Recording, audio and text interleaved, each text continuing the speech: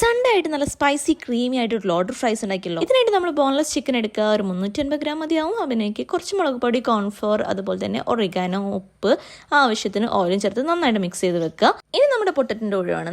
Potato നന്നായി വേവിച്ചെടുത്ത് അതിലേക്ക് cornflour ചേർത്ത് കുറച്ച് നേരം മാറ്റി വെച്ചതായിരുന്നു കേട്ടോ. അതിന് നന്നായിട്ട് ഫ്രഞ്ച് ഫ്രൈസ് പോലെ തന്നെ നന്നായിട്ടൊന്ന് ഫ്രൈ ചെയ്തെടുക്കുക. ശേഷം ഒരു ഫ്രൈ പാൻ എടുത്ത് നമ്മൾ ആദ്യം മാറ്റി വെച്ചിരുന്ന ചിക്കൻ എടുത്ത് നന്നായിട്ടൊന്ന് ഫ്രൈ ചെയ്തെടുക്കണം. ആഹാ, നല്ല സ്മെല്ല് ഇപ്പം തന്നെ വരുന്നുണ്ട്. പിന്നെ അത് നന്നായിട്ട് നിന്ന് മാറ്റി വെച്ചതിന് ശേഷം അതേ ഫ്രൈ പാനിലേക്ക് കുറച്ച് ബട്ടർ ഇട്ടതിന് ശേഷം കുറച്ച് ഫ്ലോർ എടുക്കുക. നന്നായിട്ടൊന്ന് ഫ്രൈ ആവത്തേ.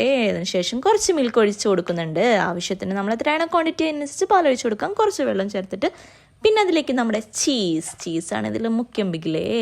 അപ്പം ചീസും ചേർത്ത് നന്നായിട്ട് മിക്സ് ചെയ്തതിന് ശേഷം വീണ്ടും കുറച്ച് മുളക് പൊടി, ഒറിഗാനോ, ആവശ്യത്തിന് ഉപ്പ് നന്നായിട്ട് മിക്സ് ചെയ്തെടുക്കുക.